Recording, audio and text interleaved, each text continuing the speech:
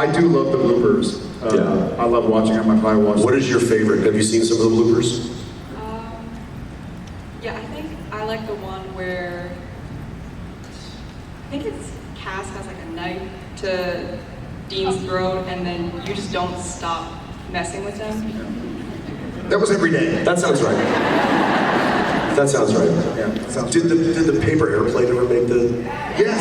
Okay, all right, that was so good. Misha was so mad, so angry, and he made this paper airplane. He was like, I'm gonna fly this right, and he threw it as hard as he could, and he just went. But also, he was mad that entire day because another blooper that did make it is when we're there. He's like, when I was in drama school, we're like, he was in drama school. That was the same day. That was the same location. We were shooting at this abandoned ex-power plant in Vancouver. And so there were all these like cool walls and rooms and LED lights. And so we had rented it out. And What was the word he said? That Colorado. He's like, is that not how you say it? Which funny enough, He got so mad that He got day. so mad. I think that was the only day we ever apologized to him. Yeah. It was the only day where I was like, also I was. all right, Yeah. we went too far, sorry. When he was, to his credit, when he was, or to his defense, he was shooting and you could kind of see his trench coat up or his suit up. And so my leg, I have like go-go gadget legs. And so when we're shooting, I'll be like this, like, yes, so I'm sitting here, but all you can see is here on me and here on him. And so if he's right there, I'll be like, well, Cass, I don't know how we're supposed to go. You just put kicking him in the crotch. And trying not to move, and that's why he's going, when I was in drama school, I never knew that he was in drama school. It's amazing we got any work done, honestly. Yeah, we barely did, but we had fun. We had fun doing it. Thanks, Cass. Thanks, Cass. And happy birthday, Sam, for everyone. I'm Kenny, and my question is, do you have any recent stories about your kids or like something that they did that really embarrassed you or something? Recent embarrassing stories? Yeah. Oh, about our kids? Shoot. There's some that I probably shouldn't. I'm not going to comment. You know what? This is not an embarrassing story. It's a story that makes me really happy. And you know, when you go through life, I read a Walton Goggins tweet. Sorry, this seems like a party. But someone was like talking trash about Walton Goggins, about how he's a flash in the pan, he's gonna go away. And he responded to it. He's been around forever. I know, but like he's so hot right now, like Pedro Pascal or something. But Walton Goggins responded, I don't know if anybody's seen this, but he was like, hey, I appreciate that. Believe me, at 53 years old, I understand that these experiences have a shelf life. So for the time being, I'm gonna enjoy the hell out of it. And if you're right, then you're right. But for now, I'm gonna enjoy it. And so to that point, you know, at 43, I realized that these experiences kind of come and go, and I have some vivid memories of things that happened in my life that I had no idea at the time would be forever lasting. And then I have some memories, like when Bob Singer called and cut, where on the bridge, I knew going into that, I knew that day, driving the set for the last day on Supernatural, it was gonna be something I never forgot. That having been said, something happened a couple weeks ago with my 13-year-old. And in the moment, I was like, this is gonna be something I remember forever, and I think he will too, whether he realizes it or not. He had a soccer game at like 8 p.m. He had school the next day, it was like a Thursday, Wednesday or Thursday. And I usually wake him up around like 6 a.m. So we get home from the soccer game at like 9:30 p.m. And it's me, Genevieve, and Tom. And he goes, hey Dad, can you come upstairs and help me with my project? And I was like, yeah, buddy, like you gotta, he's kind of acting weird. And I'm like, okay, so I look at Jen, and I'm like, gonna go help me. She's like, yeah. So I go upstairs, and he closes his door, and he goes, Dad, I actually don't need help with my project, it's done, but can we go to the grocery store? And I'm like, yeah, it's now 9:45 p.m., I'm gonna wake him up at 6 o'clock. And so I'm like, you okay, dude? Like, what do you need? He's like, well, I just need to go to the grocery store. I was like, okay, yeah, let's go, let's get the truck and go. And so go downstairs, and Jen's like, oh, that was quick. And I'm like, no, we're gonna go to the grocery store. She kind of gives me a look like, okay, like, all right. And so we get in the car, and Tom says, I just need to get flowers and a card and some gum. It's my girlfriend's birthday tomorrow. Yeah. And he wanted, and Tom. And it gives me like it gives me some vapors in my chest because he wanted his dad to take him to the grocery store, and we walked around and like chose some flowers and chose a card. He wanted to buy her some gum and some candy, and I was like, okay, all right, man. And so, not embarrassing whatsoever, but was one of those experiences that I was like, I'm gonna remember this for the rest of my life, and I think he will too. So it was cool.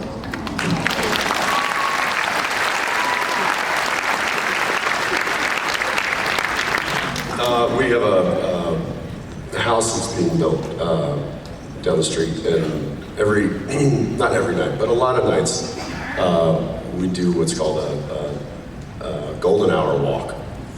And as the sun's going down, I'll take the dogs out for a walk. The kids will come with me. We might all go, or it might just be me, or whatever it is. And this particular time, it was just me and the twins.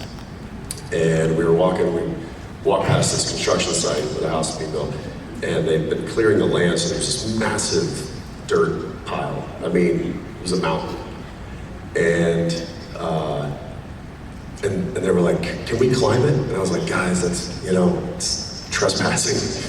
I don't think it, but the construction was, done for the day, so there was nobody there. And I was like, all right, go. And like the sun was setting behind them, and I like took a picture of them like standing on this hill, and it looked like they were standing on top of a mountain with the sun setting. It was awesome. But then that led to picking up rocks and throwing them and trying to break them off the hill. And I was like, guys, let's. And they were like, Dad, you gotta come up here. And I was like, and it just looked like so much fun.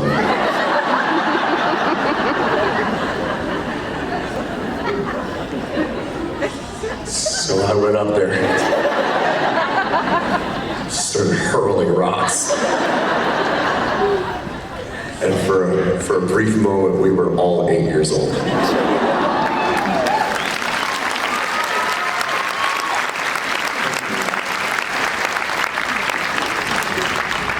Hey, how are you? Good, I'm Emily. Emily can do the splits, by the way, like that. Yes, I can. Yeah. So my question, you guys. Random. Well, I know this, I remember this because when you did the Did splits. you just introduce yourself? You're like, I can do the splits? She did. Kind of. That was, okay, well, She clearly made an impression. Don't get any ideas. Here's what happened is she comes up and she's like, hey, do you mind if I do the splits in a photo? And I was like, badass. And there was a time when I could almost do the splits, and I was like, yeah, I'm gonna do it too. I still feel it right about here-ish. I didn't do the splits. I got about here. I was like, oh, nope. Not gonna happen today. Thanks, Emily. You almost broke him today. Yeah. Yesterday. It was yesterday. Hi, Emily. Hi.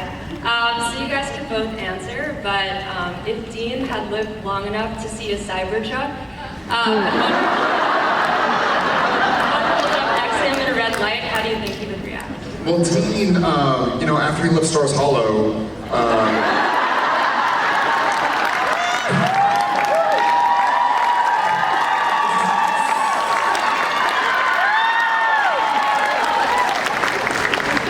he'd be cool with it. Whatever. Just kidding. You can go ahead. If Dean Winchester pulled up to a stoplight next to a Cybertruck, what would he say? Yeah, or do, or... He would probably go like this. And the person in there would have no idea what he was doing. Because this is how you signal to roll the window down. Once they got over that hump, he would just politely say, "You're driving a refrigerator."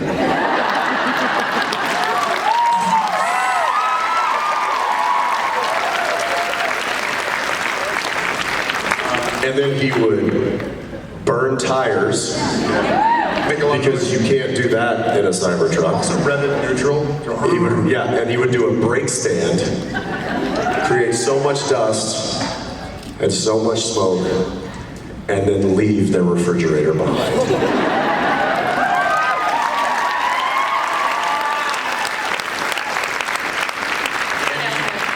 Thank you for your question, Wendy. Thank you. Cheers. Hi guys, my name is Maísa. I'm from Brazil, and I would like to know what do you guys miss most about working in Supernatural? What do we miss most about working on Supernatural? Yes. The people. Yeah. The people that we got to work with. We were just in Vancouver last weekend doing one of these, and we got to see a lot of those faces that we hadn't seen in quite a while, and it brings back those kind of memories of, I mean, we spent a lot of time together, and they really truly became family to us. We still keep in contact with a lot of them, still talk to them, but getting to see them was really great, because we used to see them every day, and we don't get to do that. Yeah. And it's like there's no real like playbook on what to do when 15 years of your life ends with these people, and like how to navigate that. And it's you know, it's been weird, but I miss the people that we got to make that show with a lot. Same. We got to see something last weekend in Vancouver. That, and for me, there was such a deep purpose. Like every day I woke up and had a drive or a motivation to do the best I could as Sam Winchester and for Supernatural and for the SPN family. And in a cool way, like not, hey, if we do this, we'll make this much money. Or if we do this, we'll get this famous. Or if we do this, we'll win this award. I was like, I'm gonna get up, and if nobody ever watches this show, like he and I from day one was like, hey, if nobody ever sees this show, we're still gonna work our fucking asses off. We're gonna do the best we possibly can as Sam and Dean Winchester. And I think a lot of that must have translated because we just, you know, we didn't know. At the point about who watched the show from the get in 2005, we weren't getting stopped in the streets. Like Supernatural, you know, that wasn't for years and years later. Like, oh my God, I love the show. I watched it with my brother, my mother, my father, my sister, my friend. But we still got up every day, and there were some really hard days. I can probably name a bunch, but there were some days that just sucked, frankly, you know? It was great. We were happy, we loved the people around us, but you're tired. You're in a fight with your friend, or your brother, or your father, or your mother, or your spouse, or whatever, and you're like, how am I gonna go do a 4-page scene right now? Like, my wife is trying to fly, the flight got delayed and canceled, I should be helping to call the airline right now, but okay, they're ready on set, I'll call you back later. So I think that purpose of just getting up and doing something, there's a great, it's some version of some quote about like the gardener plants seeds in a garden, they'll never see bloom. We've been able to see it bloom thanks to y'all guys and see what happened all those, you know, we set alarm clocks for 15 years. There wasn't a day that we weren't setting an alarm clock for work or for travel, you know? And being here right now, 5 years after we finished filming and seeing y'all, now it all makes sense. Like now that we can look in the rearview mirror and go like, that's why we set alarms for 15 years. That's why when we were 22, 23, 24, 25 years old, we weren't going out with friends, going to red carpets, going to movie premieres. We were working. And now I realize why I know he does as well. So I think that purpose and that wonder of like, okay, we're gonna do it. Maybe people hate it, maybe they think it sucks, but I'm gonna do the best I can, and he's gonna do the best he can. And so everybody else is as well, and we'll see what happens. That's amazing.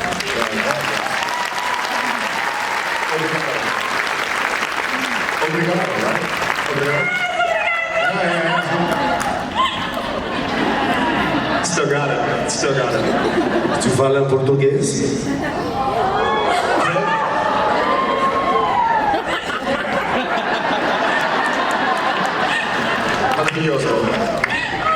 I got it. 2 for 2. Thank you very much. Thank you again. Of course. Hi. Hi, I'm Elena, and my question is, if there's no limitation, which 2 roles do you guys want to play in The Boys, or do you want to add new characters and why?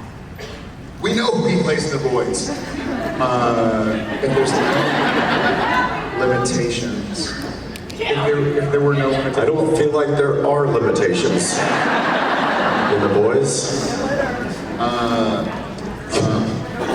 Yeah. I keep looking for them. I can't find them. Yeah, hoping they show up.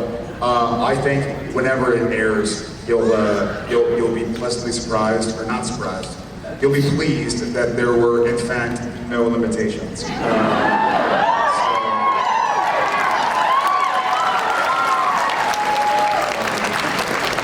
But thank you, Nina, and I can't wait to watch as well. Thank you for being here. Thank you for your question. Thank you. I mean, there was a scene that I did in season 5 that you will see at some point, where I walk into the scene, Soldier Boy, and I turn the corner and I go, oh my God. That wasn't my line. And I was supposed to stay there. But I hadn't seen what was going on. We blocked it out, we rehearsed it, we'd see, and then things changed when the camera was rolling. And I hadn't seen it, and I walked in, and it was, dear God. And I just walked back out, and they were like, cut? And I was like, I'm sorry, I wasn't prepared for that. And I don't think anybody else will be either. I can't wait. Enjoy!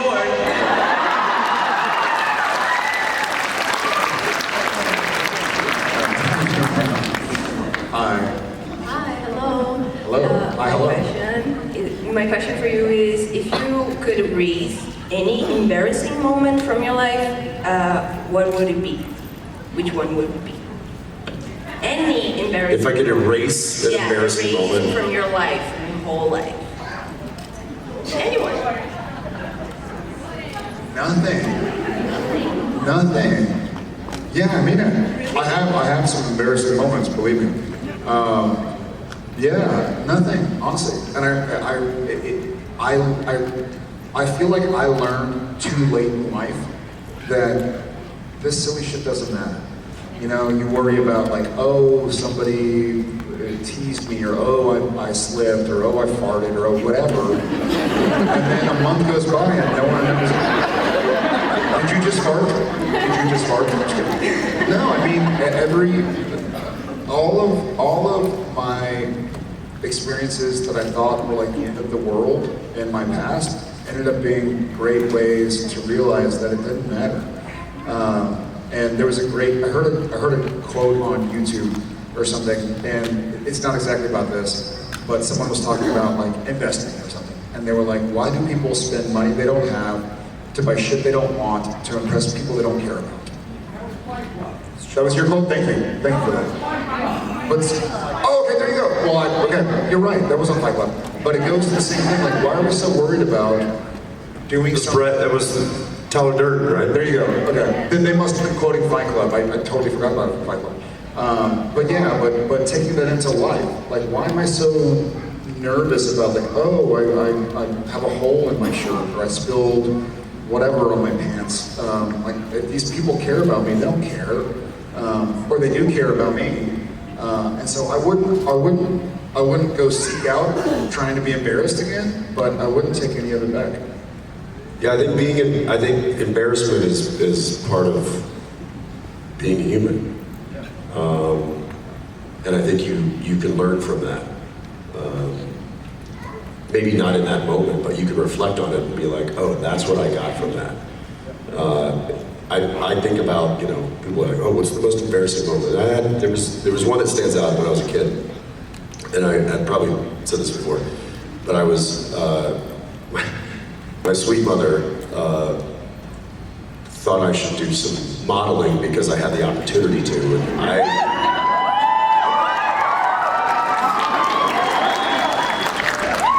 it was not necessarily the thing that I would have picked to do at that point in my life, but at that point, they convinced me, and so I did some stuff as like maybe 13, 14 years old. And I remember this one time, it was on the campus of SMU, major college campus, and we were doing like a back to school ad for some clothing catalog. And I had to wear these like jeans and a sweater or something. And the jeans that they had sent were way too small. And so what they had to do is they had to cut the entire back out of the jeans.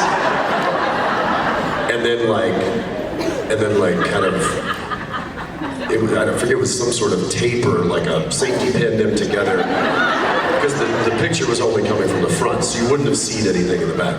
However, I'm standing in the middle of a college campus as like a 14-year-old during school, and the classes get let out. And there are hundreds and hundreds of college kids walking around campus while I have everything just open air in the back. And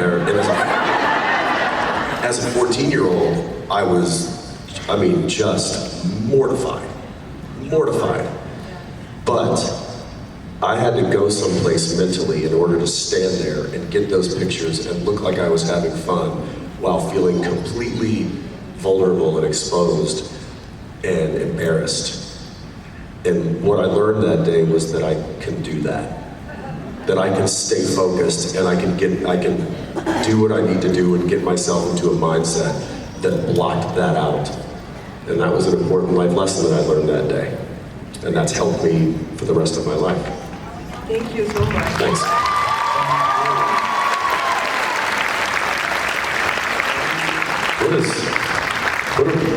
What are we?